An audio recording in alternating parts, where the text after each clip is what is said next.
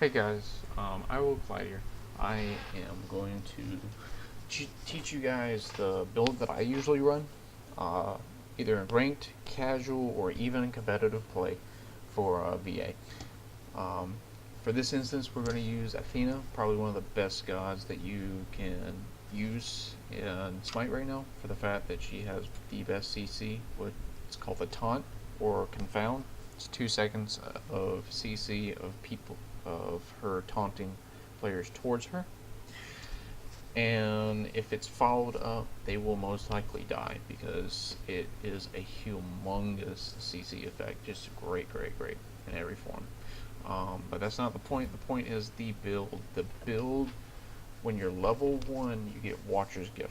Watcher's Gift gives you 100 health, gives you 5 HP 5, 5 MP 5, and the passive is when you're in assist range of a minion or a jungle and you're not doing the final blow, you get 4 bonus gold, and also restores 7 of your health and 7 mana. So it's a sustain in lanes, a sustain when you're roaming. It helps you keep ahead with your team while you're sharing jungle camps.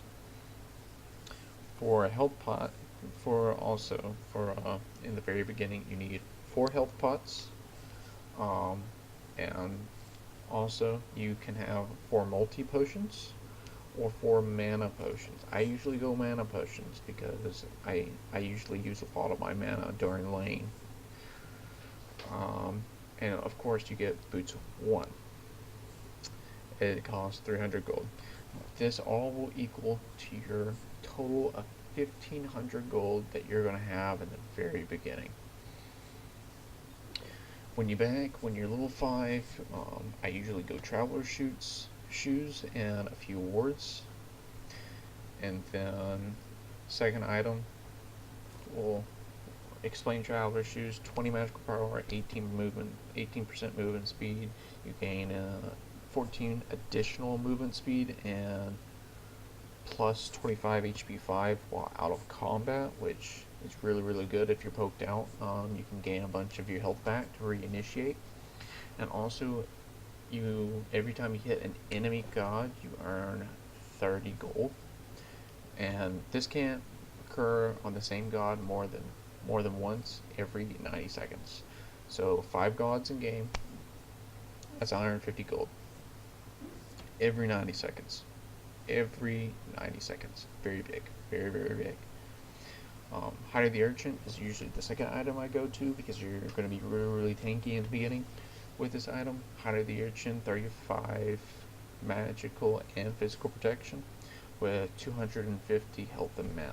And the passive is you gain 3 of both types of protections for each god kill or assist. So every kill that you're a part of, you get a stack, and it's max at 10 stacks, so an extra 30 protections. So this doesn't become 35 of each protection, it becomes 65 of each protection. So very, very, very big.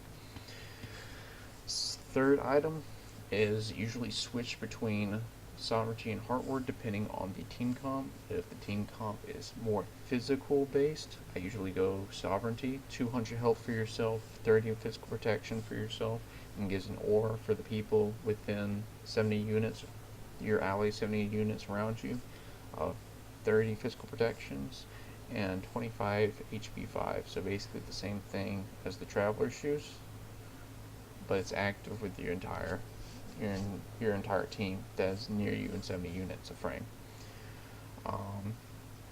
Heartward, which can be the fourth or the third. If it is a magical team comp, it will be your third item.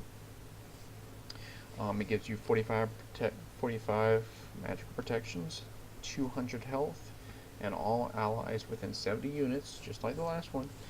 But it gives you 20 magical protection and 20 MP5. So the opposite of Sovereignty. The next item that I usually go into, Winged Blade. Winged Blade is the best support item that you can get because the game is filled with a lot of slows, and the passive negates a lot of those slows. You get 300 health, 20% crowd control reduction, 10% attack speed and 10% movement speed, so you're already really, really fast. And when you hit by a slow, you are immune to slows. Immune to them. That's big. That's very, very big. And your movement speed is increased by 20% for 4 seconds. So you're going to be zooming away from them if they're trying to kill you. The best getaway tool is 18,050 gold. That is the cheapest item besides boots to get. It is huge, huge to get this item. It helps your build in every format. Next item, the next to last item that I get is Breastplate of Valor. Breastplate of Valor gives you 75% physical protection, 75 physical protections, 300 mana, my bad, and 20% cooldown reduction. So you're doing your abilities a lot quicker. And at the very end, or in the beginning, depending on how much gold you have, you sell your traveler shoes, and you get Shoes of Focus, which gives you 30 magical power, 250 mana, 10% cooldown reduction, and then you got your 18%, because you're not going to need traveler shoes at the end game, because you don't need gold after you have your full build. Always pick up wards, sentry wards, regular wards to cover the map. Every time you back as a support, you need to get wards and place them so you can help your team with vision. Also, when it comes to relics, which is kind of like summoner spells in the League of Legends, but with a different twist. You get one relic at level 1, and then your second relic at level 12. Most of the relics that you get as a support, we're just going to go on a general. You will get Shell first. Second, you'll get Sprint for your entire team. Shell, using this item, gives the owner and his allies 45 magical and physical protections for 5 seconds.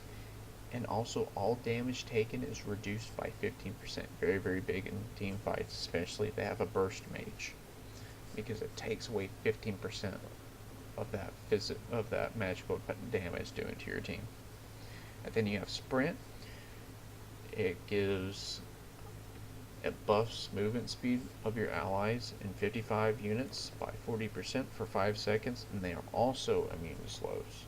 So this is help to peel away or hard retreat or hard engage on the enemy team. Just those two actives. I'll get into the other actives some other time.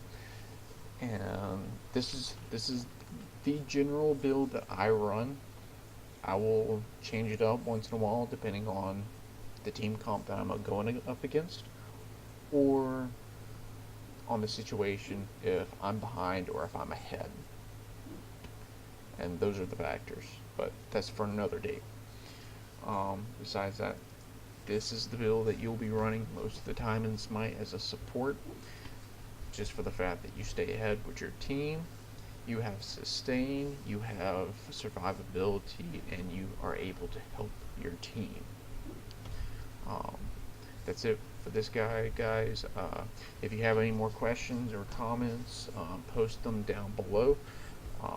You can see me on my Twitch channel or on Twitter. Y'all have a good day and play well.